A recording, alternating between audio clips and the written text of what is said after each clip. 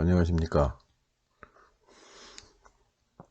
오늘은 너무 아픈 사랑은 사랑이 아니라 죽음이라는 주제를 가지고 여러분과 얘기를 나누고 싶네요. 왼쪽에 있는 그림이 김필이라는 가수죠. 오른쪽에는 김광석이 마지막으로 노래 부르고 있는 그런 장면입니다.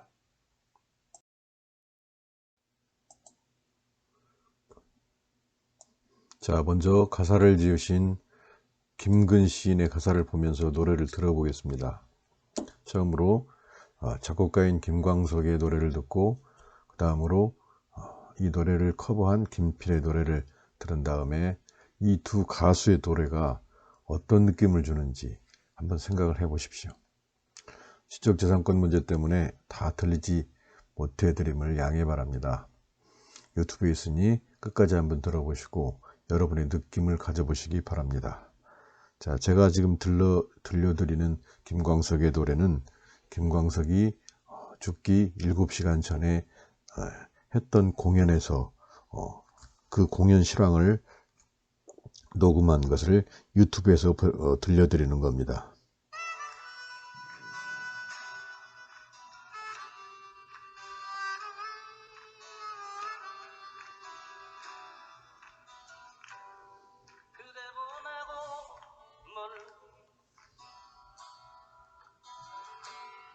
가을 새와 작별하듯 그대 떠나 보내고 돌아와 술잔 앞에 앉으면 눈물 나누나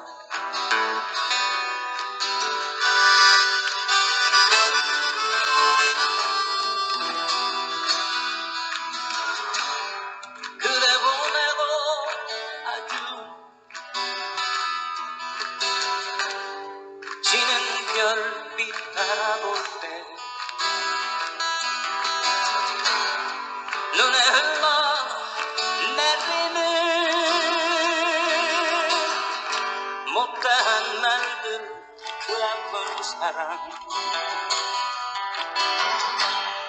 지울 수 있을까. 자, 김광석의 노래는 여기까지 듣겠습니다. 그리고 그 다음으로는 그 노래를 커버한 김필의 노래를 들어보도록 하겠습니다. 자, 제가 지금 스마트폰으로 하기 때문에 소리가 별로 그렇게 예쁘진 않습니다. 그 점 양해 바랍니다. 자, 이제는 김필의 노래를 들어보겠습니다.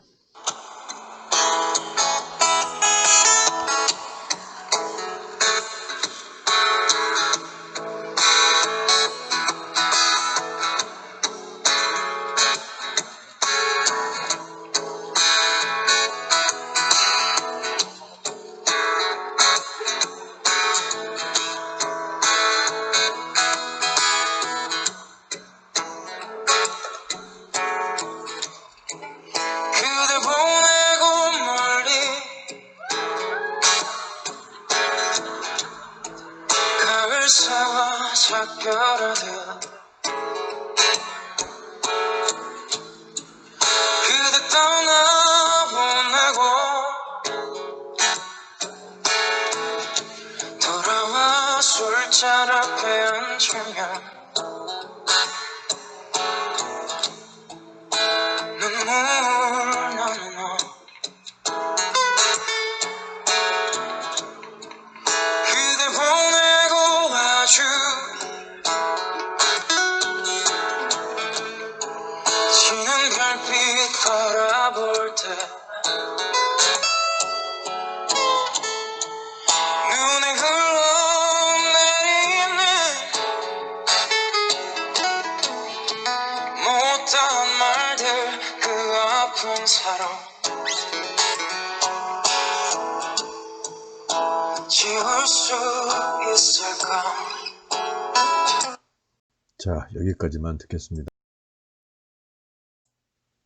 자, 여러분들은 어떻게 들으셨나요? 자, 지금 제가 제기하는 질문이 이것입니다. 김광석, 김필의 너무 아픈 사랑은 사랑이 아니었음을, 이것의 차이가 무엇일까요? 여러분들은 어떻게 느끼셨나요? 자, 이것입니다. 자, 이제 여러분과 대화를 할 수 있는 상황은 아니니까 저의 느낌을 말씀드리겠습니다. 그리고 이러한 저의 그 느낌에 대한 해석, 이것은 김광석의 삶과 노래를 저 나름대로 마음대로 상상한 것임을 밝혀둡니다. 그러니 오해 없으시기 바랍니다. 제 생각에 아마도 김필은 저 노래를 부른 뒤에 그 사랑과 헤어졌을 것처럼 보이네요. 김필의 노래를 듣고 있으면 대단히 담담하게, 하지만 단호하게, 내가 지금까지 너와 사랑을 했는데 너무 아파서 그 아픈 사랑을 끝내야 한다는 결기 같은 게 느껴집니다. 하지만 김광석은 너무 아파서 사랑이 아닌 줄 알면서도 떠나지 못하겠다는 것을 강조하는 것처럼 느껴지네요. 그리고 충격적인 사실은 실제로 그는 저 노래를 부른 다음 7시간 뒤에 자살을 하고 맙니다. 자살은 사랑의 포기가 아닌 경우가 많죠. 포기한다면 새 출발을 하는 게 맞겠죠. 자, 앞에 제가 보여드렸던 사진은 그가 떠나기 7시간 전에 마지막 공연의 모습입니다. 이 노래와 관련시켜서 얘기를 해본다면 물론 이것은 실제 김필과는 전혀 무관합니다. 그저 그가 노래를 통해 드러내는 느낌이 제 주관적으로 그렇게 느껴진다는 것이죠. 하지만 김광석의 실제와는 유사한 점도 있습니다. 너무 아픈 사랑이 김필에게는 이별을, 김광석에게는 영원한 이별을 만든 셈이네요. 김필에게는 너무 아픈 사랑은 사랑이 아니었을 뿐이지만 김광석에게는 그래도 사랑이기에 사랑보다 차라리 삶을 포기하는 것으로 끝나고 말죠. 김필의 노래가 주는 느낌은 대단히 도시풍이고 시크하고 아름답기까지 합니다. 이것은 물론 그의 노래의 이미지만을 얘기한 겁니다. 하지만 김광석의 노래에는 그런 아름다움은 없습니다. 이유가 뭘까요? 아름다움 이른바 미학적인 거리에서 발생하기 때문일 거라.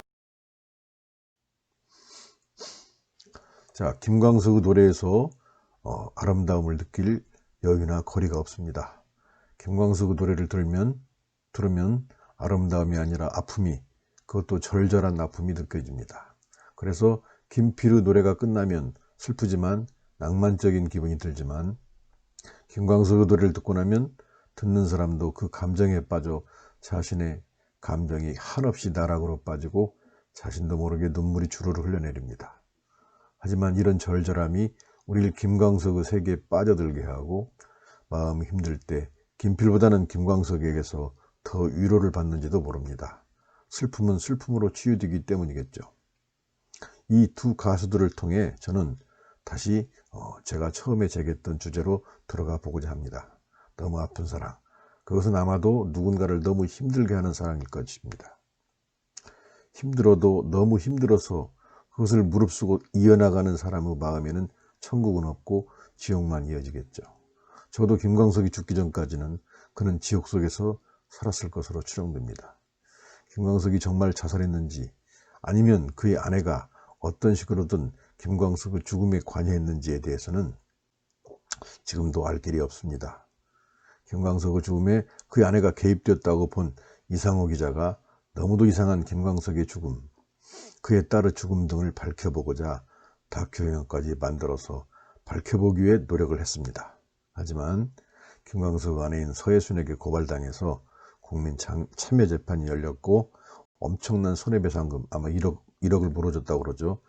겨우 무죄로 풀려났지만 그 뒤로 김광석의 죽음은 다시 묻혀져 버렸습니다. 아마도 김광석의 부인만이 진실을 알 것입니다. 그리고 그 진실은 우리가 알고 있는 것과 같을 수도 또는 다를 수도 있을 것입니다. 하지만 분명한 것은 김광석은 엄청난 고통과 좌절 속에서 죽어갔을 것이라는 생각입니다. 그의 죽음에 대해 밝혀지지는 않았지만 그의 마지막 순간의 심경을 엿볼 수 있는 사건이 있었기 때문입니다. 그것은 김광석의 고등학교 친구와 김광석의 아내 서예순이 김광석을 대동하지 않고 유럽 여행을 아니죠. 하와이인가 그렇죠. 갔다는 것 때문입니다. 이런 상황에서 김광석은 한국에서 죽음보다 더한 고통 속에서 공연을 하고 다닌 것 같습니다. 그리고 그는 그 지옥 속에서 헤매이다가 결국 우리들 곁을 영영 떠나버리고 말았죠. 김광석의 죽음 즈음에 그가 어떤 생각을 했는가를 조금 더 추적해 보기로 하죠.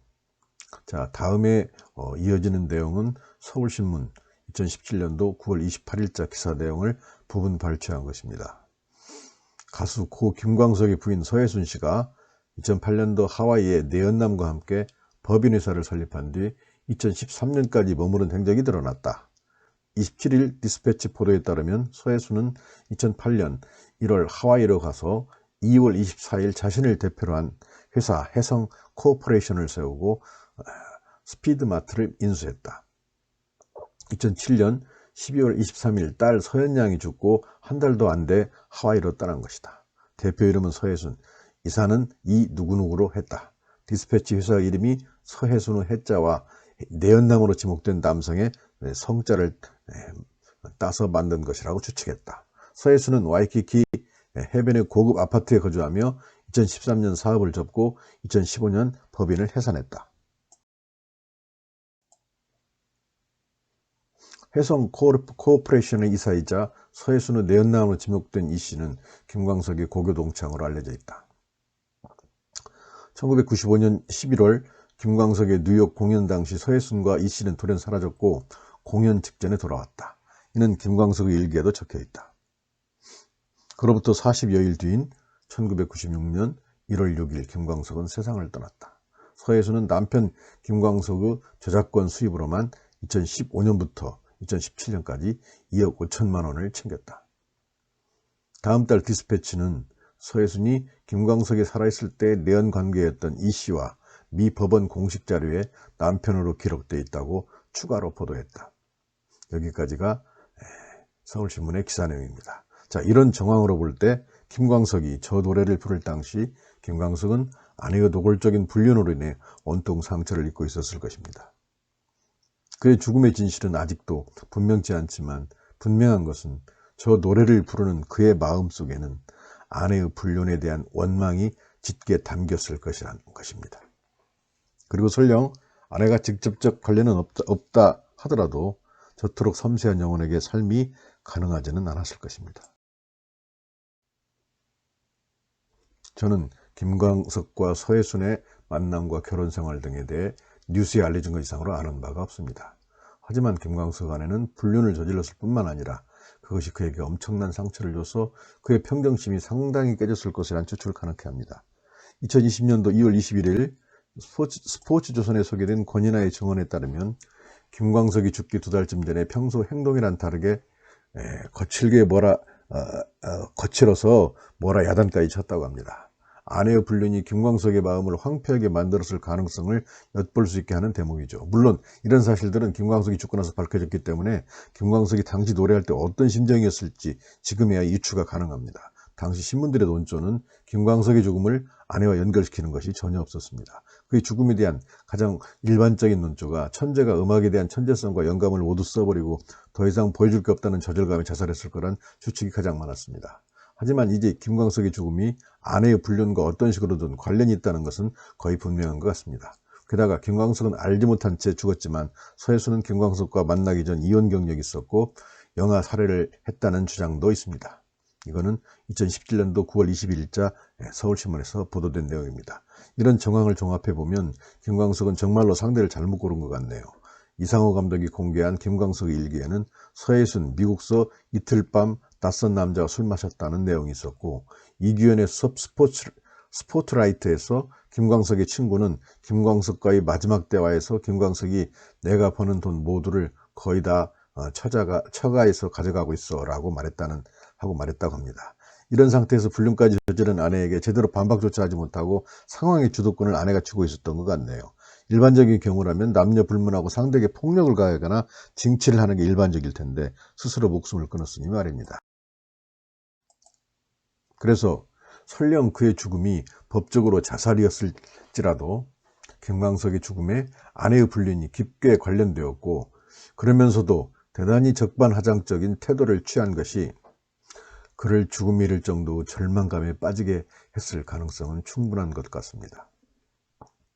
이에 대해 서혜수는 김광석이 다투고 나가더니 자살했는데 그 즈음에 팬들에게 잘해주는 문제로 다툼이 있어서 그런 것처럼 사람들을 호도한 것 같네요.